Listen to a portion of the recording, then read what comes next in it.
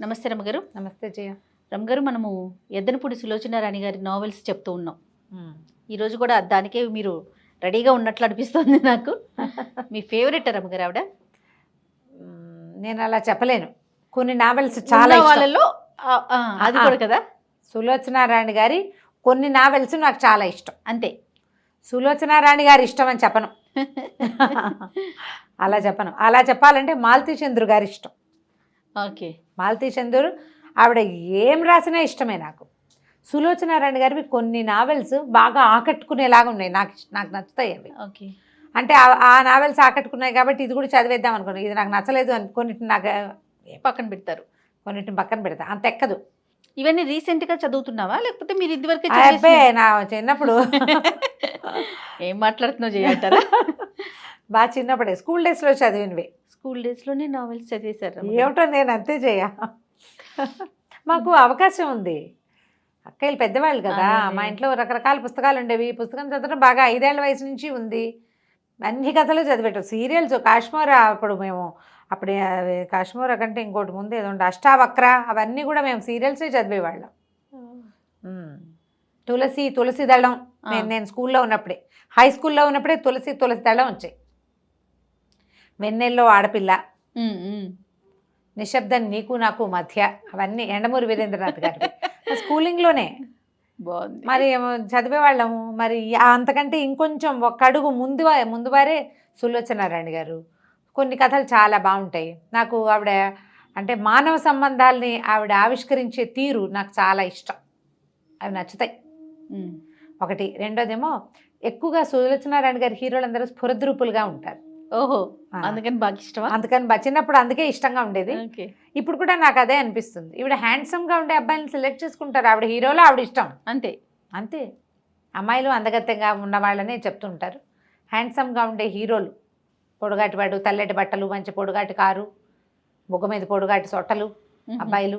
బుగ్గ మీద సొట్ట మగవాళ్ళకు ఉంటే బాగుంటుందని ఆవిడే నా చిన్నప్పుడు నాకు ఫస్ట్ తెలియజేశారు. కాబట్టి కొన్ని నచ్చుతాయి. అందులో ఈ శ్వేత గులాబీ చాలా ఇష్టం నాకు. శ్వేత గులాబీలు లూ లేదు, శ్వేత గులాబీ. శ్వేత గులాబీ. ఈ కథానాయకుడు వివేకానంద. ఇతను ఒక పల్లెటూరు వాడే, చిన్న ఊళ్ళోనే పుట్టాడు. అయితే రామకృష్ణ మఠం వాళ్ళ వల్ల వివేకానంద అని పేరు పెడతారు. వివేకానంద పెద్దగా ఉంది, పల్లెటూరు వాళ్ళంతా పలకలేరని వికీ అని పెడతారనమాట. తను చిన్న పల్లెటూరు నుంచి వస్తాడు చదువుకోవడానికి. వాళ్ళ నాన్నకి చదువుకోవటం ఇష్టం లేదు, మాన్పించేద్దాం అనుకున్నాడు. కానీ వివేకానంద ఈ రామకృష్ణ మఠం వారి సౌజన్యంతో అతను చదువుకుంటాడు, పెద్దవాడైపోతాడు. ఈ కథ స్టార్టింగ్ మనకి ఎట్లా కనపడుతుందంటే, వికీ ఒక 38-39 సంవత్సరాల వాడు. అతనికి ఒక 18 ఏళ్ల కూతురు ఉంది, భార్య లేదు. తొందరగా పెళ్ళైంది, వెంటనే కూతురు పుట్టింది. భార్య గతించింది. ఆ పాపని ప్రాణంగా చూసుకుంటాడు. చాలా పెద్ద బిజినెస్ని హ్యాండిల్ చేస్తాడు. ఇతను అనాథ పిల్లలకి ఏవైనా శరణాలయాలు కట్టడము, వాటికి ట్రస్ట్ చేసి వాటికి డబ్బు ఇవ్వటము, ఇతరులకు సహాయం చేయటము ఇతని వ్యాపకంగా కనపడుతుంది. అతనికంటే ఇష్టమైన వ్యాపారాలుండి వ్యాపకం ఇదన్నమాట. అయితే చాలా అందమైన వాడు. అతను 38 ఏళ్ల వాడు. ఆ పిల్ల తండ్రి కూతురు అన్నా చెల్లిలాగా ఉంటారు. ఎక్కువ అందమైన వాడు, అస్సలు వయసు కనపడదు. అది మొదటి పారాగ్రాఫ్ నుంచి చూపిస్తారు. 38 ఏళ్ల వాడిలా కనపడ్డు అతను, 30 వాడిలాగా అనిపిస్తాడు, 30 లోపు వాడిలాగా. పిల్ల అతనికి చెల్లెలా ఉంటుంది. పిల్ల బాగా గారాబంగా పెరిగి అది కొంచెం చబ్బీగా ఉంటుంది. కూతురు పేరు ప్రీతి. అయితే ఈ ప్రీతికి ఒక పెళ్లి సంబంధం ముందు నుంచి మాట్లాడి పెట్టుకుంటాడు ఇతను. దమయంతి ఇతనికి వ్యాపారంలో భాగస్వామి భార్య. ఆయన గతిస్తే ఆయనకి ఏదో ప్రాబ్లం వచ్చిపోతాడు, తాగుడు ఎక్కువై రేసులాడేసి డబ్బులు పాడు చేస్తాడు. అతని వల్ల ఏమవుతుందంటే ఆయన భార్యతోటి కొంచెం ఫ్రెండ్షిప్ ఏర్పరచుకుంటాడు ఇతను. వీళ్ళకు ఒక పిల్లాడు ఉంటాడు, నళిని మోహన్ అబ్బాయి పేరు. ఆ పిల్లాడికి తన కూతురుని ఇవ్వాలని ఉంటుంది అతనికి. అందుకని అబ్బాయిని డాక్టర్ చదివిస్తాడు, MBBS అవుతాడు అబ్బాయి. కానీ అతను ఏంటంటే ముందు నుంచి వాళ్ళ అమ్మ ఏం చేసేదంటే, ఆ అంకుల్ చెప్పినట్టే వినాలి, అంకుల్ ఏం చెప్తే అదే చేయాలి, ఆ పిల్లని నువ్వు పెళ్లి చేసుకోవాలి, ఆస్తంతగా నీకే రావాలి అని భావాలు ఉండి ఆవిడ అతను అన్నిటికీ బలవంత పెట్టేది. అబ్బాయి కొంచెం మితభాషి, ఇంట్రోవర్ట్. ఈ ప్రీతి బాగా గారాబంగా పెరిగిన పిల్ల. ఇది అల్లరిగా గందరగోళంగా ఉంటుంది, ఎంతసేపు ఏడిపించుకు తింటుంది అతన్ని. ప్రేమగా ఉండటం అంటే దానికి ఏడిపించడమే తన ప్రేమ అనమాట. అయితే ఈ కథలో మనకి మొదట ఎట్లా కనపడుతుందంటే, ఒక ఈ కూతురు ఫోన్ చేస్తుంది నేను మీటింగ్లో ఉండగా, ఆయన ఫ్రెండ్, నా ఫ్రెండ్కి జ్వరం వచ్చింది, అస్సలు లేచేలాగా లేదు, హాస్పిటల్కి తీసుకెళ్తే రూమ్ ఏం కుదరలేదంటే ఇతను ఫోన్ చేసి నా కూతురు ఫ్రెండ్ అని చెప్తాడు. హాస్పిటలైజ్ అవుతుంది ఒక అమ్మాయి ఏంటంటే ఆ పిల్లకి అందరితో ఫ్రెండ్షిప్పే. ఇవాళ వీళ్ళే నా ప్రాణం ఉంటుంది, రేపొద్దున బద్ధశత్రువులు అయిపోతారు. మాట తేడా వస్తే కోపం వచ్చేస్తుంది దానికి. కాకపోతే ఈ హాస్పిటలైజ్ అయింది, ఇతని ఇంటికి వెళ్ళి అది ఇది చూసేసరికల్లా కూతురు రాదు ఇంటికి. ఏమిటి అని వెళ్తే అక్కడ ఒక అమ్మాయి హాస్పిటలైజ్ అయ్యి ఉంటుంది. దీని వయసుది కాదు, ఆ పిల్లకు 26, 27 ఏళ్ళు ఉంటాయి. కూతురు వయసు పిల్ల కాదు.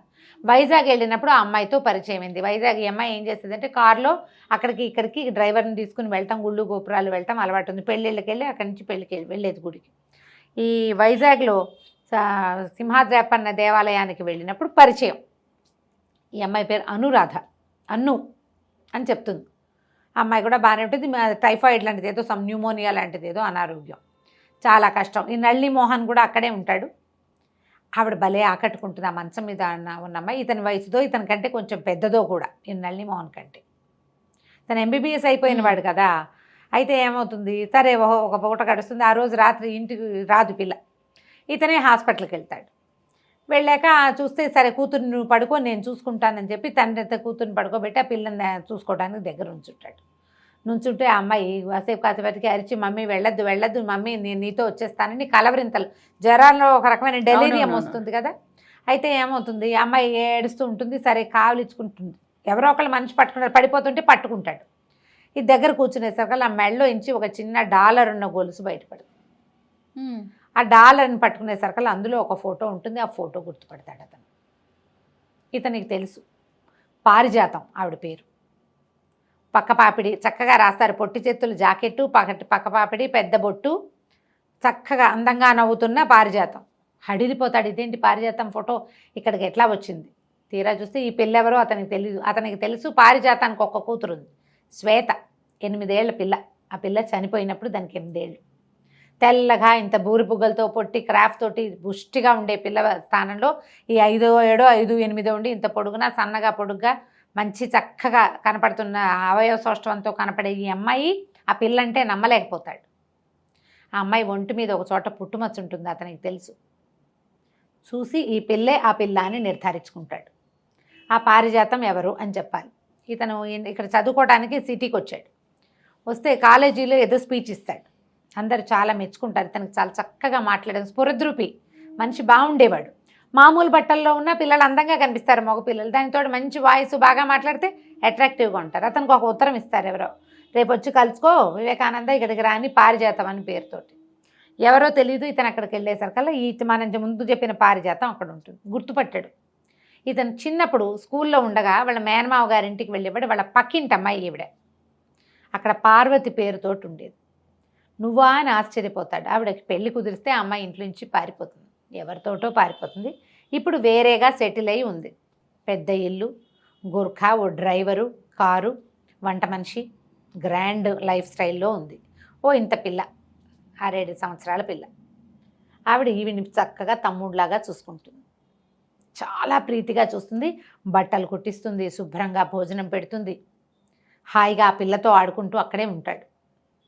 ఒక రూమ్ ఉంది, రూమ్కి వెళ్తూ ఉంటాడు, కానీ ఎప్పుడు వచ్చి ఇక్కడ ఉంటూ ఉంటాడనమాట. చాలా బాగా మంచి క్లోజ్ అవుతారు. 1 సంవత్సరం దాదాపుగా వాళ్ళ ఇంటికి తిరుగుతాడు.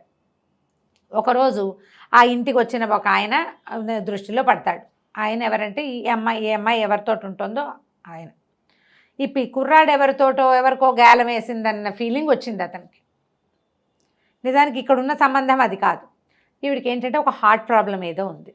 మొదట ఎవరితో వచ్చిందో ఆయనతోటి లేదు. తర్వాత కొంచెం వ్యాపారం వచ్చిన ఆయన, తర్వాత ఆయన ఈవిడికి వ్యాపారం చేయటం అది నేర్పించాడు. బిజినెస్లో బాగా సంపాదించుకుంది, పిల్ల పేరుతో అన్నీ ఏర్పరిచి పెట్టుకుంది, బంగారం వెండి అన్నీ కొనుక్కుంది. కానీ హార్ట్ ప్రాబ్లం ఉంది. ఈయన ఒక లాల్చి వేసుకున్న మార్వాడి ఆయన అప్పుడప్పుడు వచ్చిపోయేవాడు. ఆయన మెయింటెనెన్స్లో ఉంది ఈవిడ. అయితే ఈ పిల్లాడితోటి బాగా ఉంటుందని అతనికి గొడవ చేస్తాడు. చాలా గొడవ అయిన తర్వాత వీటి కుర్రాడి కోపం వచ్చేస్తుంది. చీచి వీళ్ళ ఇంటికి వెళ్ళకూడదని మానేస్తాడు. 1 వారం 2 వారాలు వెళ్ళకుండా అయిపోతాడు, కొన్ని వారాల పాటు. ఆ పిల్ల మీద బెంగ ఉంటుంది, అక్క మీద ప్రీతి ఇతనికి. చిన్నవాడు అప్పటికి ఒక 17-18 సంవత్సరాలు ఉంటాయి. Degree 2nd year 3rd year అట్లా ఉంటాడనమాట. అయితే ఏమవుతుందంటే ఒకనాడు ఉత్తరం రాసి కబురు చేస్తే వెళ్తాడు. అక్కడికి వెళ్ళేసరికి అలా చాలా నీరసంగా కనపడుతుంది. మెల్లిగా తన జీవిత చరిత్ర ఇట్లా ఇట్లా జరిగింది, నా జీవితం ఇట్లా అయిపోయింది, కానీ నేను అంత చెడిపోలేదు, వ్యాపారంలోనే నేను సంపాదించుకున్నానని నీకు ఒక విషయం అప్పచెప్తానని ఏం చేస్తంటే, నేను పిల్లకి బంగారం కొన్నాను, ఇంత దంతా పెట్టి ఒకటి చూపిస్తుంది, దాని నిండా వజ్రాలు కెంపులు అవి ఆభరణాలు చాలా కొంటుంది, 20 జతల గాజులు, కెంపులు ముత్యాలతోటి పచ్చలతోటి సెట్లు, అంతా శ్వేతవి. నేను ఇప్పుడు ఆపరేషన్ చేయించుకుంటా, బతికున్నానా సరే సరే, ఒకవేళ నేను చచ్చిపోతే పిల్ల బాధ్యత, ఈ బంగారం బాధ్యత నీది.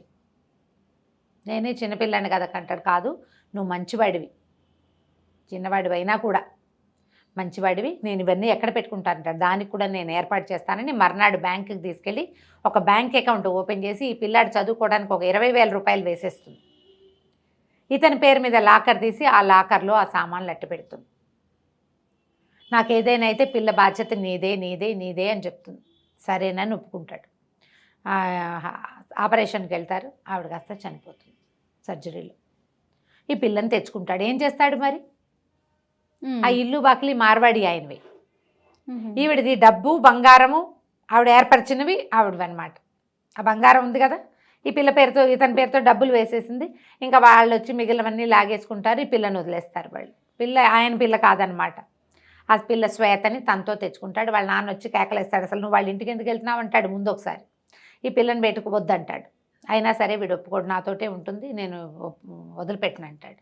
ఆ రూమ్లో తనతో పాటు ఉంచుకుంటాడు. అది 8-9 ఏళ్ల పిల్లని. ఇతనికి వేణు అని చదువుకునేటప్పుడే ఫ్రెండ్, అతనికి కూడా తెలుసు ఈ పారిజాతం వాళ్ళ ఇంటికి అప్పుడప్పుడు వచ్చేవాడు, ఈ పిల్ల అతనికి తెలుసు, ఫ్రెండ్స్ కూడా తెలుసు ఇక్కడ ఏం జరిగింది, ఆవిడ ఎంత బాగా చూసింది అవన్నీ తెలుసు వాళ్ళకి.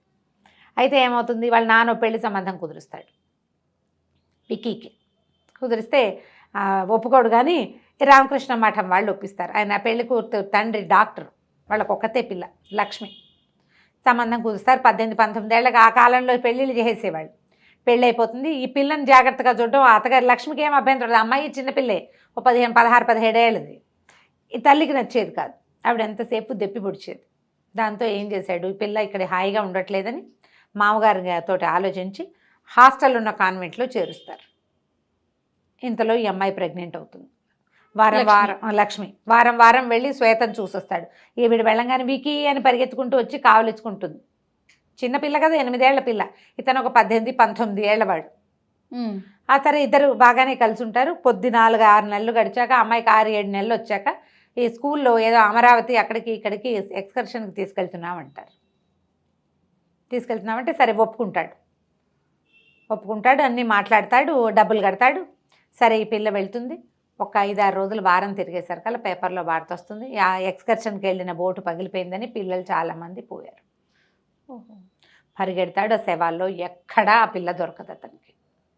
మునిగిపోయిన కొన్ని బాడీలు, చిన్నపిల్లలు 8 ఏళ్ల పిల్లలు ఏం దొరుకుతారు, కొన్ని బాడీస్ దొరకవు.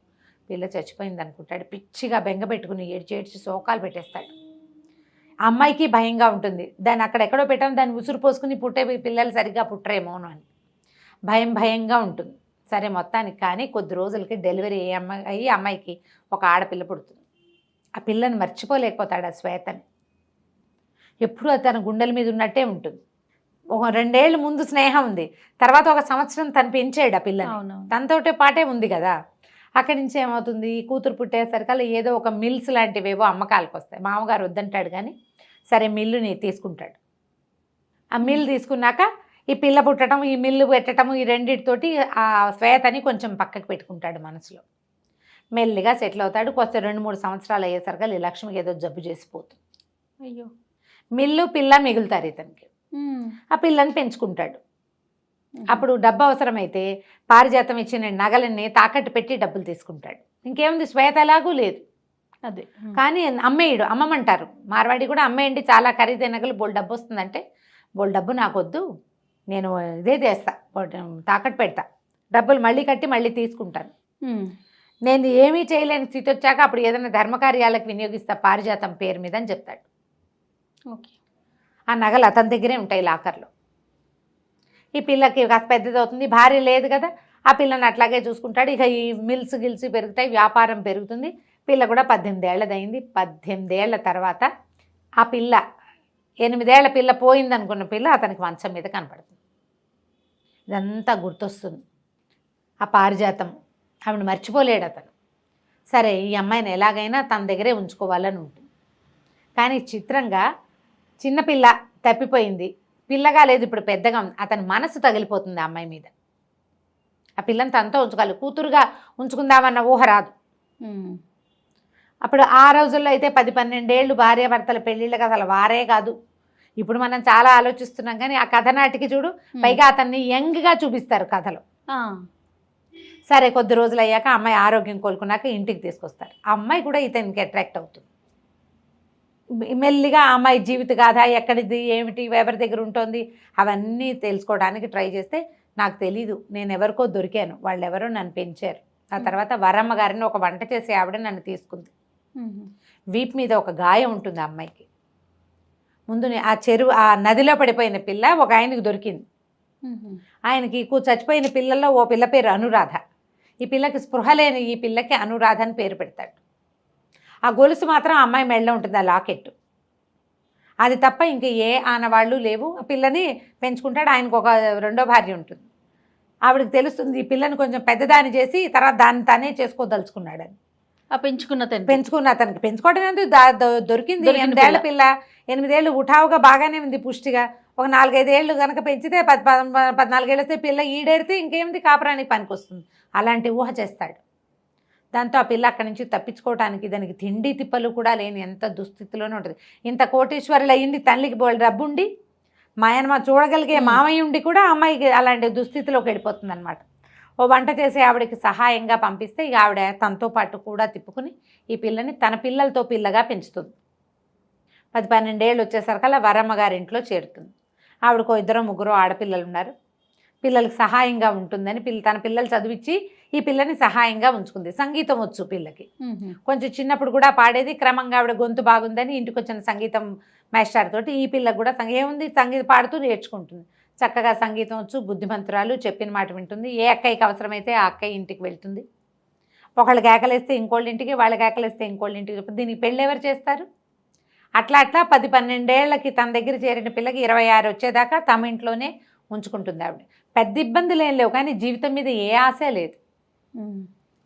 వాళ్ళు ఆ గుళ్ళోకి వెళ్ళినప్పుడు ఈ ప్రీతితో పరిచయం అవుతుంది. నిదానంగా సాగుతుంది. నేను చకచకా చెప్తున్నాను. మెల్లిగా ఈ అమ్మాయి ఇతని వైపుకి తిరుగుతూ ఉంటుంది, మెల్లిగా. అయితే కొద్ది రోజులకి నల్లి మోహన్ వాళ్ళ అమ్మ దమయంతికి డౌట్ వస్తుంది. వికీ ఎక్కడికి రావట్లేదు, ఇంట్లోనే ఉంటున్నాడు. ఈ పిల్ల మీద ఆవిడకి డౌట్ వచ్చేస్తుంది. వికీ బాగా వ్యాపారము, ఇల్లే, ఇంకా రెండో పని లేదు. ఇదివరకు అన్ని చోట్లకి పార్టీలకి అందరినీ కలిసేవాడు. ఈ ఇంట్లో ఉన్న ఈ అమ్మాయి కోసం వచ్చేస్తుంటాడు. ఆ పిల్ల అతనికి అట్రాక్షన్.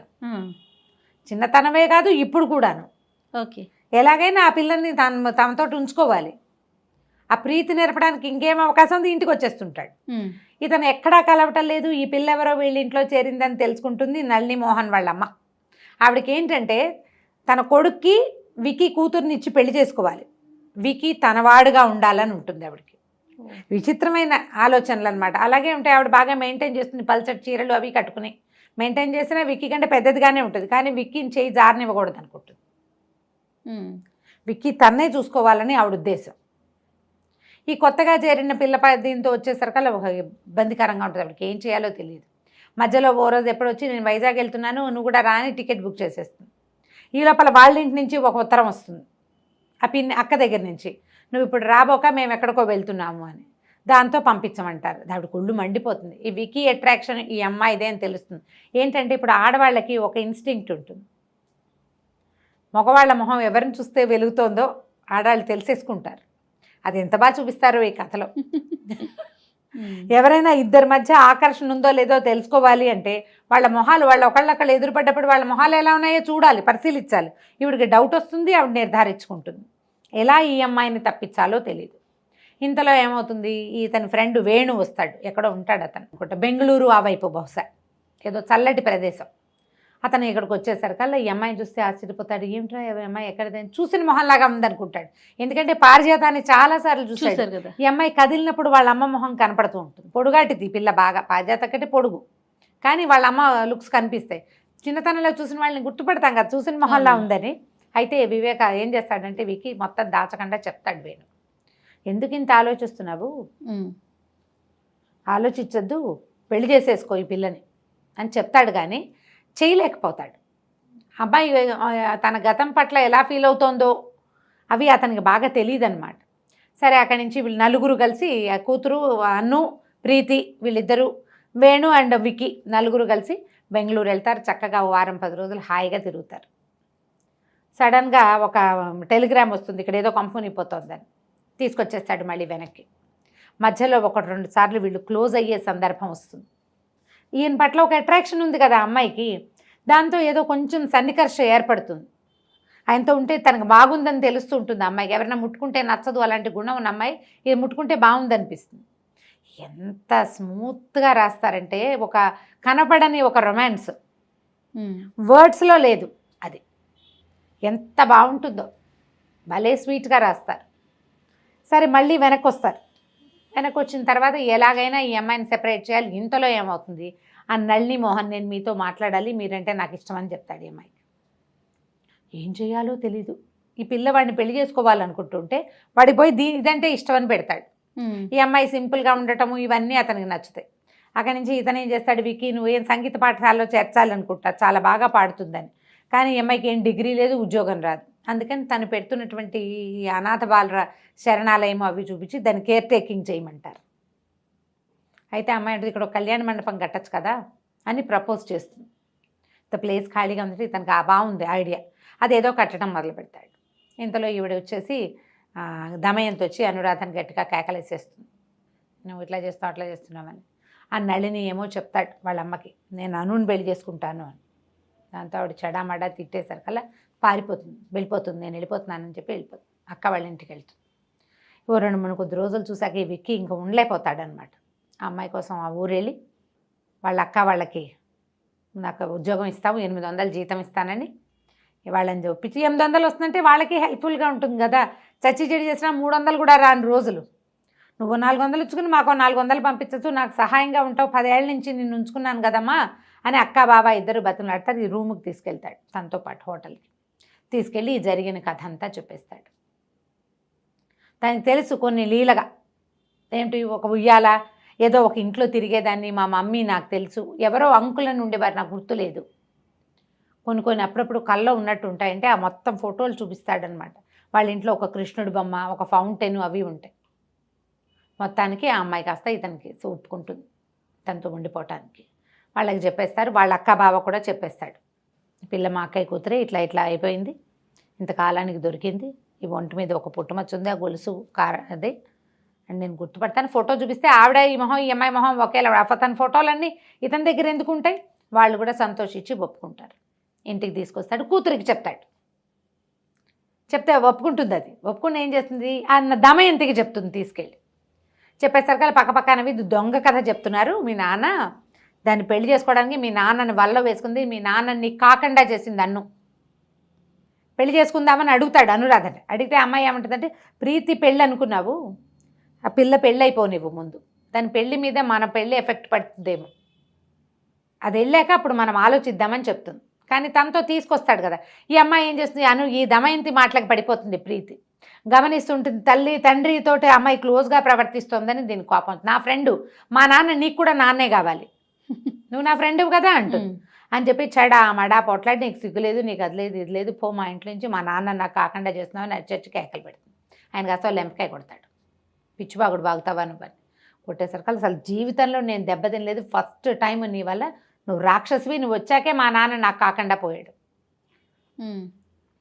అని చెప్పి ఏడుస్తూ దమయంతి దగ్గరికి వెళ్ళిపోతుంది.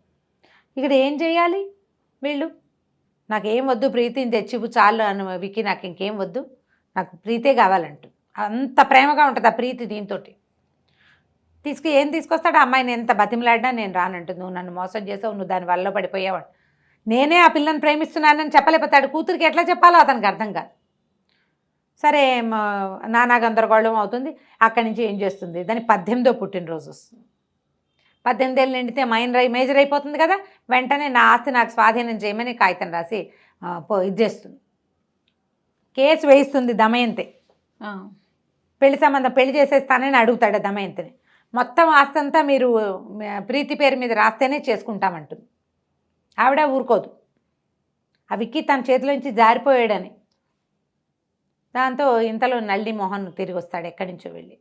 ఇక్కడ ఏం జరుగుతుంది ఏంటని చూసుకునేసరికల్లా బాగా చెడామడా తిడతాడు. నీకేమైనా పిచ్చెక్కిందా, నేను అన్నం చేసుకుందాం అనుకున్నాను, ఎన్ని ఉత్తరాలు రాసిందో, ఇట్లా చెయ్యొద్దు, నేను నాకు అన్నయ్యగా భావిస్తున్నాను అని చాలా క్లియర్గా రాసింది. ప్రీతికి నేనంటే ఎంత ఇష్టమో రాసిందమ్మా, నన్నేం చేయలేదు తను, అయినా అంకుల అమ్మాయిని ఇష్టపడితే నీకేం బాధ మధ్యలో, 10 ఏళ్ళైంది వీళ్ళమ్మ చచ్చిపోయి, అతను ఎవరితోటి పెళ్లి చేసుకోవాలా, ఎవరితోటి ఇన్వాల్వ్ అవ్వాలి, ఎవరన్నా ఒక అమ్మాయిని చేసుకోదలిస్తే మీకేం అభ్యంతరం, ఎందుకు చేస్తున్నారంటాడు.